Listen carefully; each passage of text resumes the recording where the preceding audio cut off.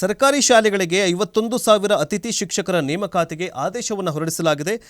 ಪ್ರೈಮರಿಗೆ 40,000, ಪ್ರೌಢಶಾಲೆಗಳಿಗೆ 11,000 ಇಷ್ಟು ಸಂಖ್ಯೆಯಲ್ಲಿ ನೇಮಕ ಇದೇ ಮೊಟ್ಟಮೊದಲ ಬಾರಿಗೆ ಆಗ್ತಾ ಇದೆ ಅಂತ ಹೇಳಲಾಗಿದೆ.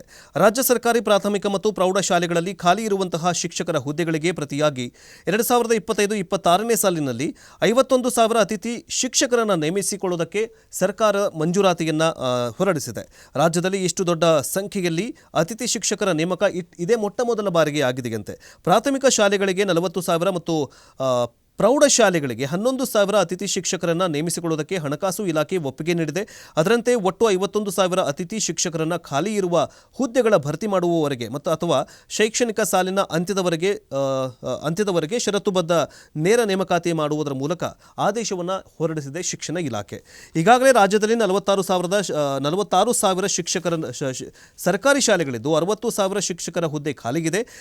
ಪ್ರತಿ ವರ್ಷ 6,000 ಶಿಕ್ಷಕರ ನಿವೃತ್ತಿ ಆಗ್ತಾನೆ ಇದ್ದಾರೆ. ಹೊಸ ನೇಮಕಾತಿ ಆಗ್ತಾ ಇರಲಿಲ್ಲ. ಹೀಗಾಗಿ ವರ್ಷದಿಂದ ವರ್ಷಕ್ಕೆ ಕಾಯಂ ಶಾಲಾ ಶಿಕ್ಷಕರ ಖಾಲಿ ಹುದ್ದೆಗಳ ಸಂಖ್ಯೆ ಹೆಚ್ಚಳವಾಗ್ತಾನೆ ಇದೆ. ಕಾಯಂ ಶಿಕ್ಷಕರ ನೇಮಕಾತಿ ಬದಲು ಸರ್ಕಾರಿ ಅತಿಥಿ ಶಿಕ್ಷಕರನ್ನು ನೇಮಕ ಮಾಡಿಕೊಳ್ಳುವುದಕ್ಕೆ ರೆಡಿಯಾಗಿದೆ. ಹೀಗಾಗಿ ಕಳೆದ ವರ್ಷ ಶಾಲೆಗಳಿಗೆ 45,000 ಅತಿಥಿ ಶಿಕ್ಷಕರನ್ನು ರಾಜ್ಯ ಸರ್ಕಾರ ನೇಮಕ ಮಾಡಿಕೊಂಡಿತ್ತು. ಆದರೆ ಈಗ ಇದೇ ಮೊಟ್ಟಮೊದಲ ಬಾರಿಗೆ 51,000 ಅತಿಥಿ ಶಿಕ್ಷಕರನ್ನು ನೇಮಕ ಮಾಡಿಕೊಳ್ಳೋದಕ್ಕೆ ರಾಜ್ಯ ಸರ್ಕಾರ ಒಂದು ಆದೇಶವನ್ನು ಹೊರಡಿಸಿದೆ.